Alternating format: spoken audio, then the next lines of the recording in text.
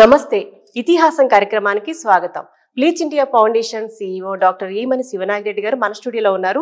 ఈ రోజు మనకి ఏ చరిత్ర గురించి, అదే ఏ ఆలయ చరిత్ర గురించి చెప్పబోతున్నారో తెలుసుకుందాం. సార్ నమస్తే. సార్ నమస్కారం అండి. సార్ మరి మాకు ఈ రోజు ఏ ఆలయ విశేషాలు చెప్పబోతున్నారు సార్? కృష్ణా తీరంలో ఉన్నటువంటి జటప్రోలు అని ఒక ఊరుంది. ఆ ఊరిలో మదన గోపాల స్వామి దేవాలయం. ఎంత పెద్ద దేవాలయం అంటే చాలా పెద్దది. 205 అడుగుల పొడవు ఉంటుందన్నమాట. అలాగే 105 అడుగుల వెడల్పు ఉంటుంది. చాలా పెద్ద ఆలయం. ఈరోజు మనం నాగర్ కర్నూలు తాలూకా పెంట్లవల్లి మండలం జటప్రోలు అనే చోట ఉన్నటువంటి మదన గోపాల స్వామి దేవాలయాన్ని గురించి చెప్పుకుందాం. సార్ జటప్రోలు అనే పేరు ఎలా వచ్చింది? మంచి మాటే.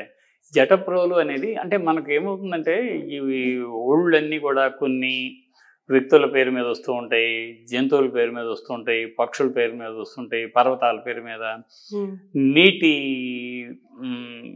విశేషం మీద అలా వస్తుంటాయి కదా. ఇక్కడ మీకు జటప్రోలు అనేది జటాయుపురం అంటారు దాన్ని. ఇదివరకు అక్కడ ఒక చిన్న స్థల పురాణం ఉంది. అదేమిటి అంటే రామాయణంలో జటాయువు అనే పక్షి గురించి ఉంది కదా. ఆ రోజు ఏమైందంటే రావణాసురుడు సీతమ్మ వారిని అపహరించుకొని పోతున్నప్పుడు జటాయువు అనే పక్షి చూస్తుంది. చూసి తాను ప్రయత్నం చేస్తుంది. ఆ ప్రయత్నం కొంచెం విఫలం అవుతుంది అన్నమాట. అయినా సరే ఎలాగైనా ఈయన పట్టుకోవాలి అని అనుకున్నప్పుడు ఆవిడేం చేస్తుంది, ఓ రామా అని కేకేసి ఈ విషయాన్ని అతనికి తెలియజేద్దామని అనుకుంటుంది. అలా చెబుతావా నువ్వు అని చెప్పి రావణాసురుడు కత్తి పెట్టి అలా రెక్కను నరుకుతాడనమాట. నరికినప్పుడు ఏం చేస్తుందంటే ఆ జటాయు పాపం అక్కడ కింద పడుతుంది.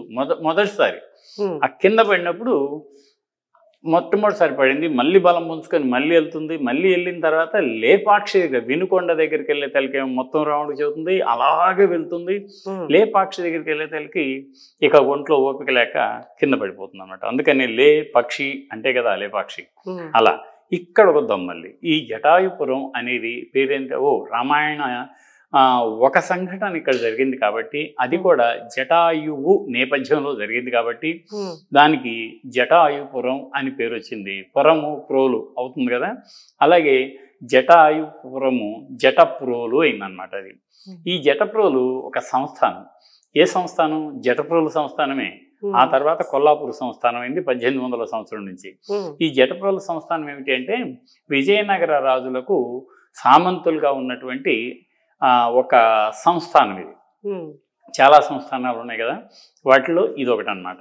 ఇక్కడ ఏమైందంటే ఈ సంస్థానం మీకు క్రీస్తు 16వ శతాబ్దంలోనే ప్రారంభమైంది.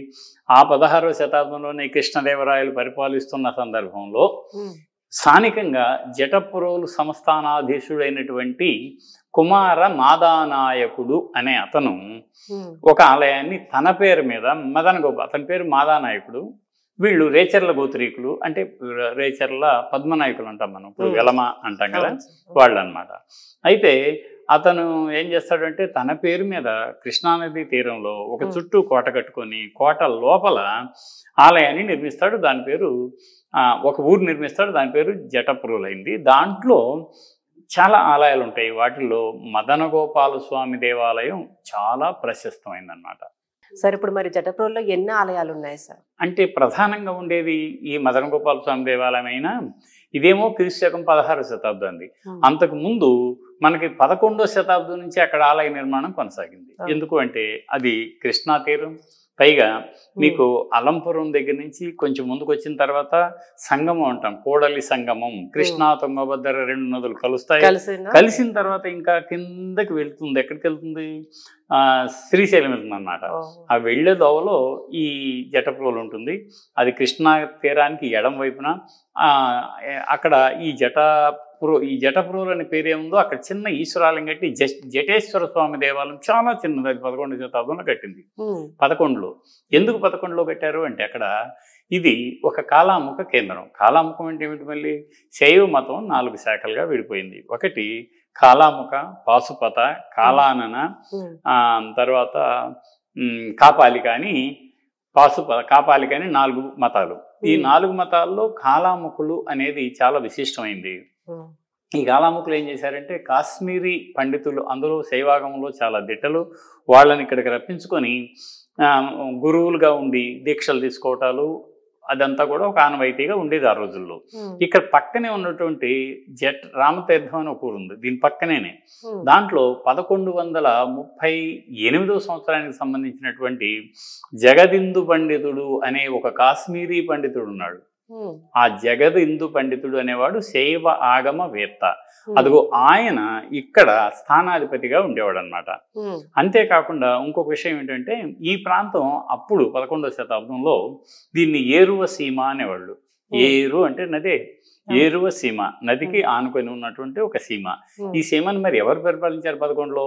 పైనేమో కళ్యాణ కటకం నుంచి పరిపాలిస్తున్నటువంటి కళ్యాణి చాళుక్యులు, వాళ్ళు చక్రవర్తులు. వారికి స్థానిక సామంతులుగా స్వతంత్ర పాలన సాగించిన వాళ్ళు కందూరు చోళులు. ఈ కందూరు చోళులకు సంబంధించినటువంటి ఒక సామంతుడు అక్కడ శాసనం దొరికింది మనకి.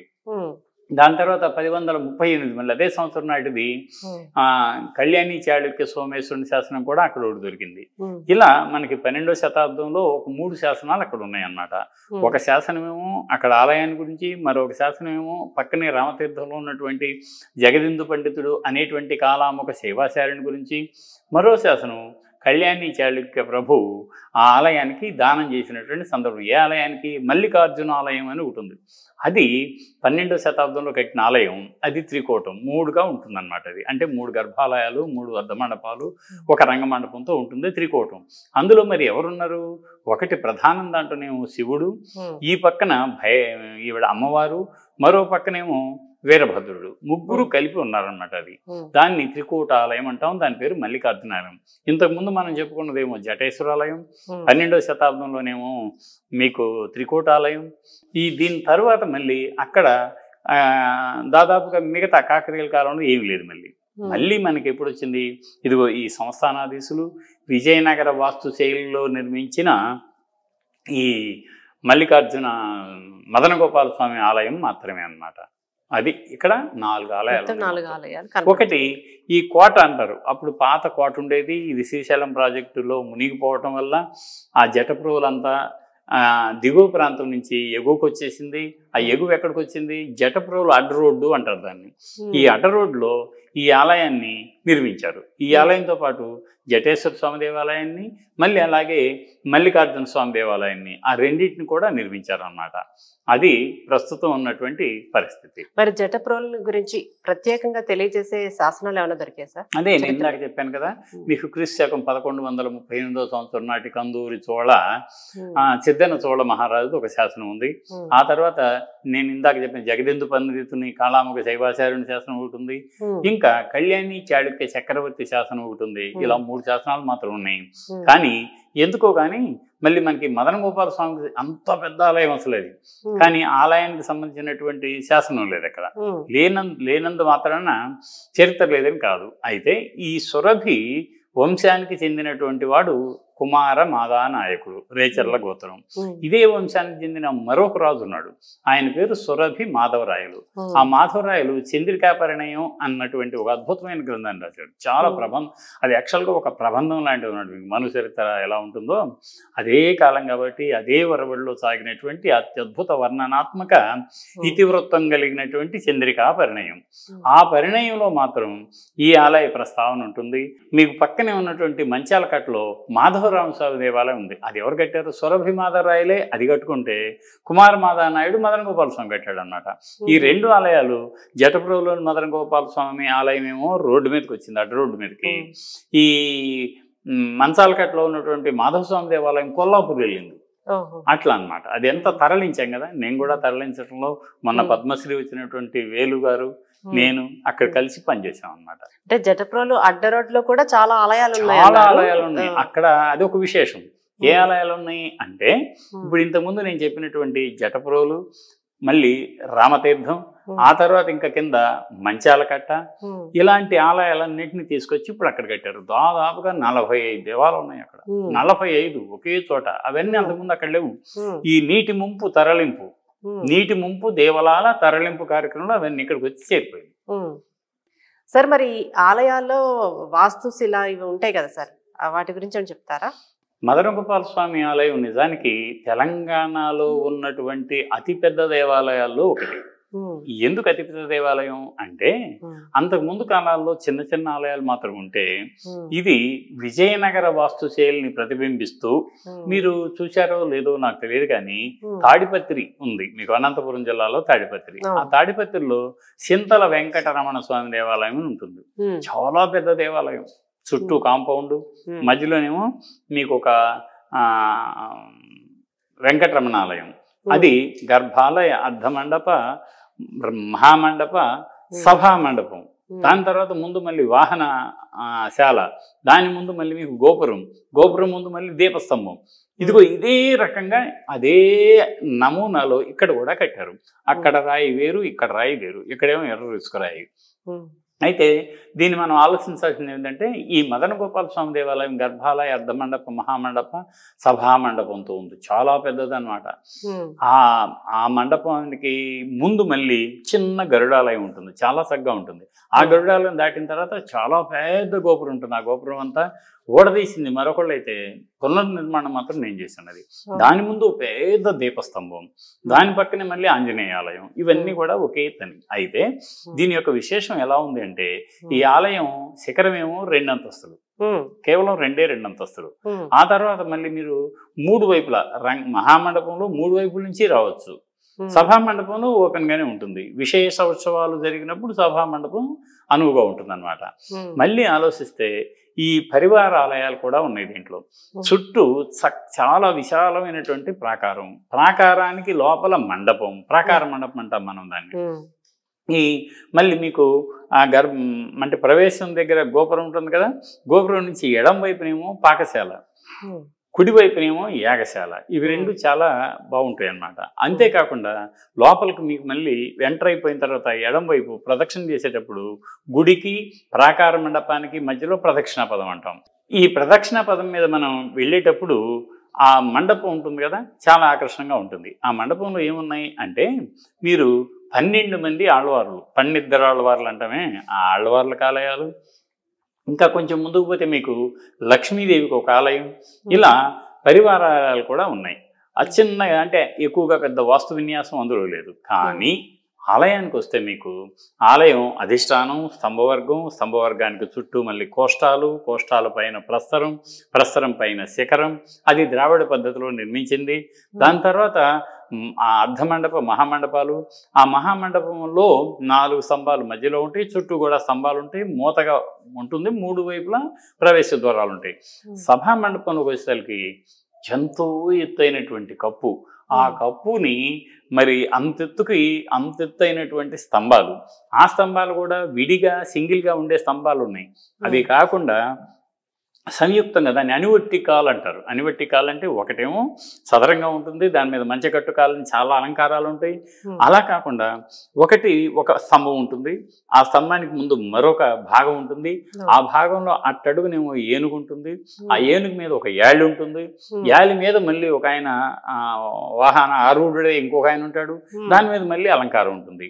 అలా పైకెత్తి చాలా ఎత్తుకు తీసుకెళ్ళిన తర్వాత కప్పు మీద మళ్ళీ ఆ దోలాల మీద కప్పు పైభాగంలోనూ వైష్ణవ ఆలయం కదా ఇది, వైష్ణవ సంబంధమైన ఇతివృత్తాలు, దశావతారాలు చెక్కినటువంటి విశేషాలు ఆ శిల్పాలు ఇలా పైకి చూస్తే చాలా ఆనందంగా ఉంటాయి అన్నమాట. అంతటి విశేషం దానికి ఉంది. ఇంకా ముందుకు వస్తే ఈ చుట్టూ మళ్ళీ లోపల ఏదైనా ఉత్సవాలు జరిగేటప్పుడు మనం కూర్చోటానికి పిట్టగోడ అంటాం. పిట్టగోడ మీద కూడా పొట్టి స్తంభాలు ఉన్నాయి, అది ఒక విచిత్రం. దాని తర్వాత ఇక చిన్న, నేను గరుడాలయం అన్నాను కదా, చూడటానికేమో ప్రధాన ఆలయం ఎలాగో ఉందో అదే నమూనా ఉంటుంది. కానీ అణువణువు కూడా చక్కటి వాస్తుశిల్ప వైవిధ్యం కనిపిస్తుంది మనకి.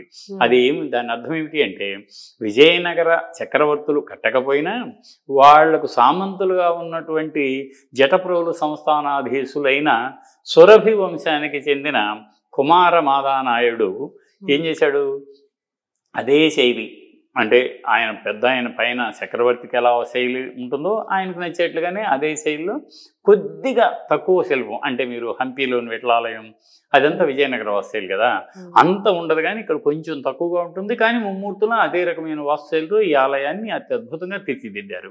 ఈ ఆలయాన్ని జటప్రోలుకి పక్కనే ఉన్నటువంటి రామతీర్థం అని కోరుంది. ఆ రామతీర్థం నుంచే పెద్ద క్వారీస్ ఉన్నాయి. ఆ క్వారీ నుంచి రాయిని తెచ్చారు, తరలించారు. మామూలు కాదు, మీకు ఆశ్చర్యం వేస్తుంది. జటప్రోలు దేవాలయం గోపురాన్ని మేము మళ్ళీ పునర్నిర్మించేటప్పుడు పునాదులంతా వేసి మళ్ళీ యథాతథంగా అదే రకమైనటువంటి అధిష్టానం, మళ్ళీ ద్వారంకి అటు ఇటు మీకు ద్వార శాఖలు ఉంటాయి. మీకు తెలుసా ఒక్కొక్క ద్వార శాఖ పొడవు ఎంత ఉంటుందో? దాదాపుగా మీకు 30 అడుగులు ఉంటుంది ఎత్తు. అయితే వెడల్పు 3.5 అడుగుల వెడల్పు ఉంటుంది. ఆ స్తంభం లోపలికి 2.5 అడుగులు ఉంటుందన్నమాట. దాని బరువు 40 టన్నులు. ఎంత ఆశ్చర్యం! అంటే దాన్ని అసలు తయారు చేసినందుకే 40 టన్నులు ఉంటే, అంతకుముందు క్వారీ చేసేటప్పుడు చాలా ఎక్కువ ఉంటుంది. దాన్ని సైజ్ చేసుకొని డిజైన్ ప్రకారం చెక్కి తరలించి పైకి లేపి తోకం గుండుకుండేట్టుగా చేసుకోవటం, మళ్ళీ అలంకారంలో ఎక్కడా దెబ్బతినకుండా ఉండటం, మళ్ళీ వాటికి లోపల తలుపులు బిగించుకోవటానికి వీలుగా ఏర్పాట్లు చేయటం, ఇదంతా కూడా ఆనాటి శిల్పుల హస్తకళా లాఘవానికి అర్థం పడుతుంది అన్నమాట.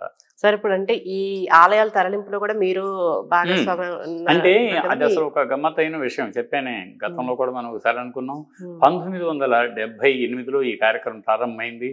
అప్పుడు ఇప్పుడు ప్రస్తుతం లేదు, కీర్తిశేషులైనటువంటి పద్మశ్రీ ఎస్ఎం గణపతి స్థపతి గారు దేవాదాయ శాఖ ప్రధాన స్థపతిగా ఉండేవారు. నేను సహాయ స్థపతిగా ఉండేవాడినప్పుడు నాతో పాటు వేలు గారు కూడా సహాయ స్థపతిగా ఉండేవారు. అంటే పద్మశ్రీ మొన్నే వచ్చింది చూడండి, ఆయన వేలు ఆనందాచార్య అని, ఆయన, నేను, నటరాజన్ అని ఇంకొక స్థపతి గారు, ఇలా చాలా మంది పనిచేసాం మేము అక్కడ. కుర్రతనం కదా, బాగా హుషారుగా ప్రతిరోజు పని నేర్చుకుందాం, నైపుణ్యాన్ని పెంచుకుందాం అన్న ఇదిగా ఉండేది. అసలు ఏమి ఉండేది, మీరు టీ తాగటానికి టీ అంగడి కూడా ఉండేది కాదనమాట. అలాంటి రోజుల్లోనే అక్కడ కష్టపడి ఆ ఆలయాలు నిర్మించడం మాకు గొప్ప అదృష్టంగా భావించి అంకిత భావంతో ఆ పనులన్నీ చేయటం జరిగిందనమాట. అయితే ఈ మదన గోపాల స్వామికి కేవలం గతంలో ఏమయ్యేది, ఈ జటప్రోలు సంస్థానానికి మాత్రమే పరిమితమయ్యేది ప్రతిరోజు. కానీ అది విశేష ఉత్సవాలప్పుడు మాత్రం, అంటే మనం తిరణాలు అంటాము, బ్రహ్మోత్సవం అంటాం కదా సంవత్సరం, ఆ బ్రహ్మోత్సవం జరిగేటప్పుడు మాత్రం చుట్టుపక్కల అన్ని ఊళ్ళ నుంచి వచ్చేవాళ్ళు, ఈ సంస్థానం కింద ఉన్న ఊళ్ళంతా కూడా. ప్రస్తుతం నిర్మించిన తర్వాత ఏమైంది, ఇక సంస్థానానికి మనకి 1969లో సంస్థానాలు రద్దు కావటం, ప్రభుత్వ పరంగా అవటం ఇవన్నీ జరిగింది కదా. అప్పటి నుంచి దీంట్లో అందరూ రావటాలు పోటాలు ఉన్నాయి. ప్రస్తుతం అయితే మీకు బస్సు పోయినా వచ్చినా కూడా అంత ఎత్తున ఉన్నటువంటి రాజగోపురంతో మదన గోపాల స్వామి ఆలయం రండి అని భక్తుల్ని ఆహ్వానిస్తున్నట్టుగా ఉంటుందన్నమాట. ఆ ఆలయంలోకి ఒక్కసారి ప్రవేశించాము అంటే మనం ఎంతో హాయిగా ఆధ్యాత్మిక చింతనతో ప్రశాంత సిద్ధులమై భగవంతుణ్ణి దర్శించుకొని ధరించి మళ్ళీ వెలుపలికి వస్తున్నామా అన్నంత భ్రమ కలుగుతుంది.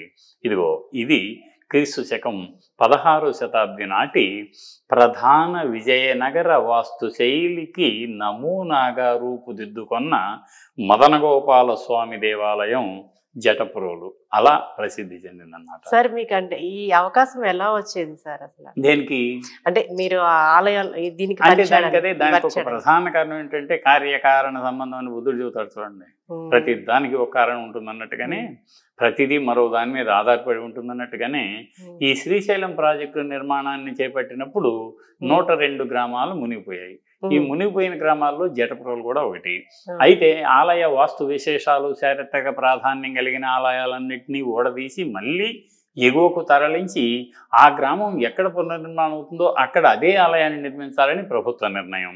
ఆ నిర్ణయంలో భాగంగా ఇంజనీర్లు కూడా ఉంటారు, కానీ ఇది ఇంజనీర్లకు సంబంధించిన విద్య కాదు కాబట్టి ఇంజనీర్లు వాళ్ళు పునాదులు వేసేంత వరకు ఉంటారు, పై కప్పులు వేసేంత వరకు వాళ్ళు ఉంటారు. కానీ ప్రధానంగా ఆలయాన్ని ఓడదీసేటప్పుడు ప్లాన్ తయారు చేయటం, వాటికి నెంబర్లు వేసుకోవటం, ఫోటోలు తీయటం, మళ్ళీ ఆ నెంబర్ని ఒక్కొక్క వరుసలుగా మళ్ళీ మేము ప్లాన్లు వేసుకోవటం, వాటిని అన్నింటినీ ఓడదీసిన తర్వాత భద్రంగా చేయటం, మళ్ళీ వాటిని మనం యాంటీ క్లాక్ వైజ్ లో ఓడదీసి క్లాక్ వైజ్ లో కట్టుకుంటూ పోతాం అనమాట.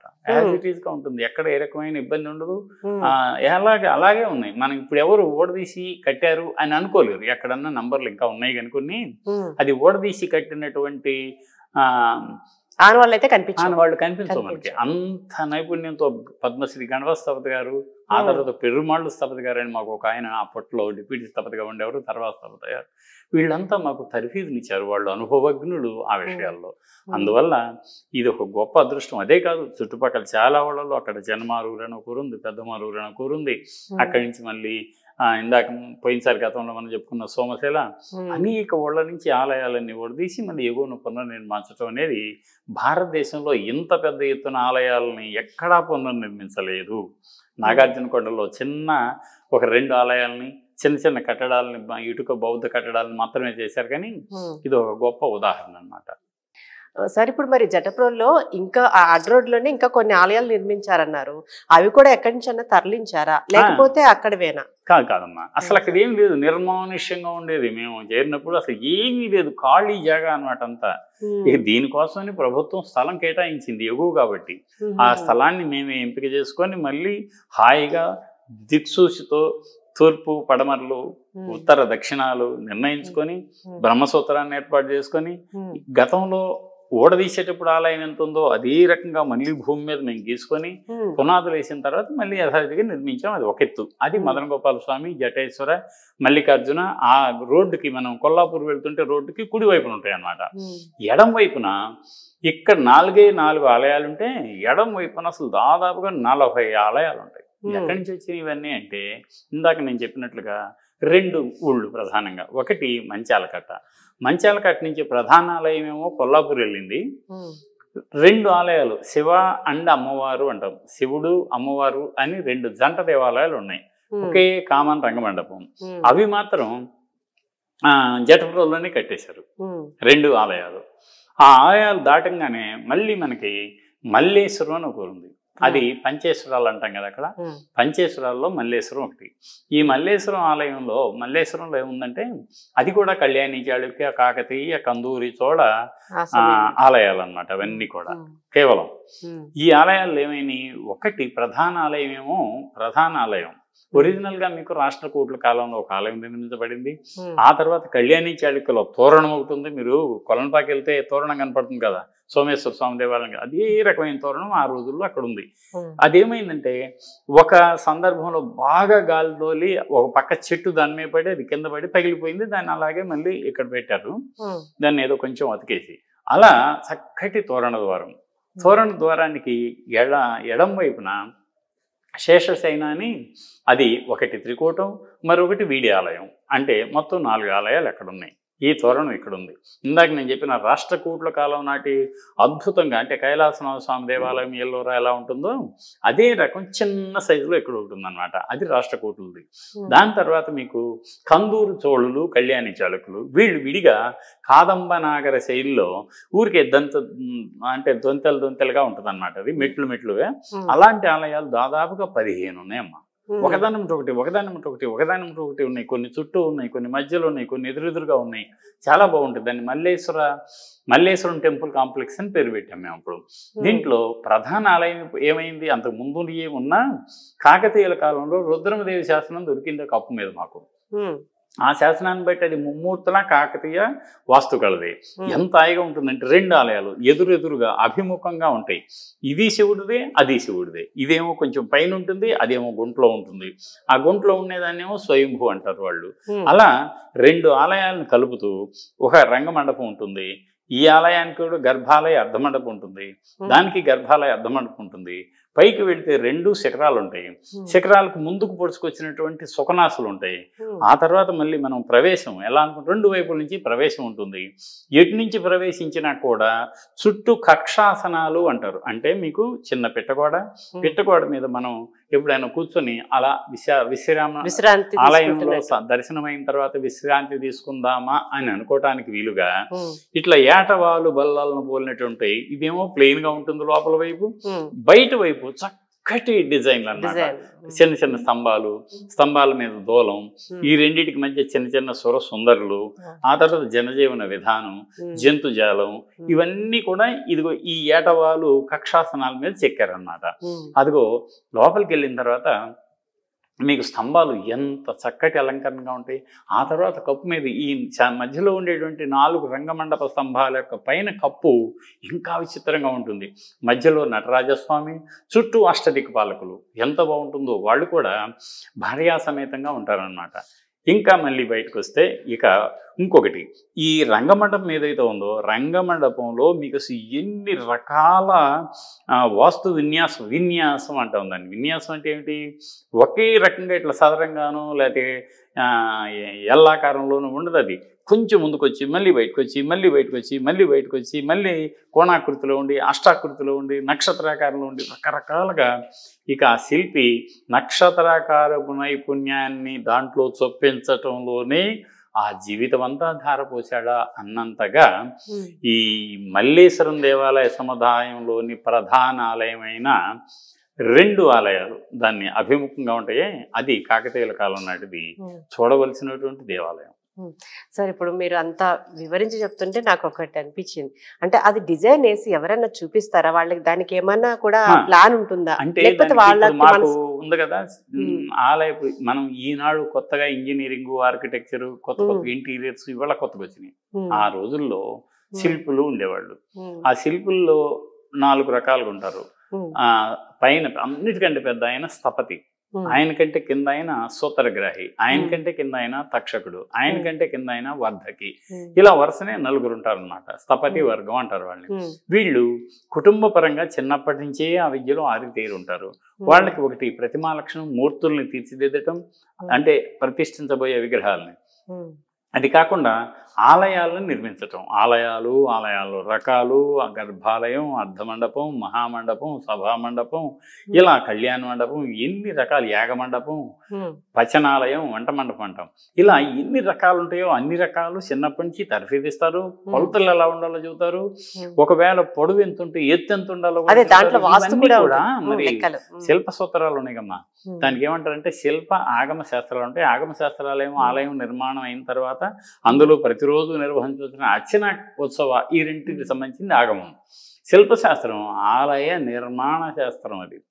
అందుకని ఏం చెబుతారంటే మాకు పొడవు ఎక్కువ ఉండకూడదు, తక్కువ ఉండకూడదు. మానాధికం రోగవర్ధకం, మానహీనం ధనధాన్య నాశనం.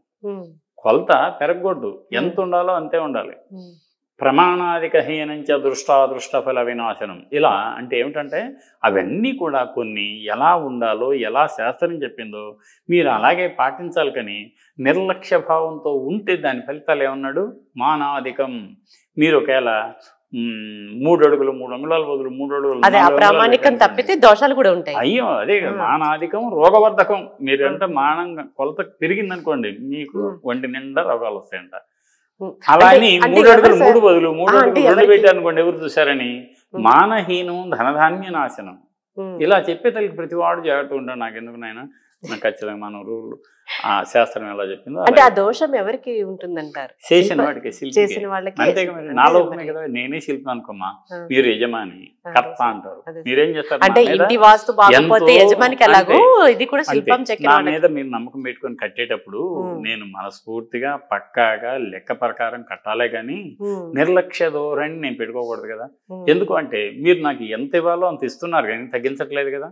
అలా నేను కూడా మీరు ఇచ్చేదానికి నేను అంతే పని చేయాలి కదా. ఆ పని చేయటం ఒక ఎత్తు, నియమాలని పాటించటం మరొక ఎత్తు, నైపుణ్యాన్ని పునికి పుచ్చుకోవటం మరొక ఎత్తు అన్నమాట. అది అంటే ఆ దోషం అయితే మాత్రం శిల్పికే ఉంటుంది. అంటే ఆలయానికి అలాంటి అది దాన్ని మనం కొలవాలి అంటేనేమో దాని కొలమానాలు లేవు. నిజంగానే తక్కువ పడితే ఇలా జరుగుద్దా, ఎక్కువ అయితే అలా జరుగుద్దా అని కనుక హేతుబద్ధంగానో లేకపోతే ఈ రేషనలిస్టులు ఎవరైనా ఒక ప్రశ్న వేశారనుకోండి, దానికి మనం చెప్పటానికి సరైన ఆధారాలు ఉండవు. అది ఊరికే అలా ట్రాఫిక్ రూల్ లాగా.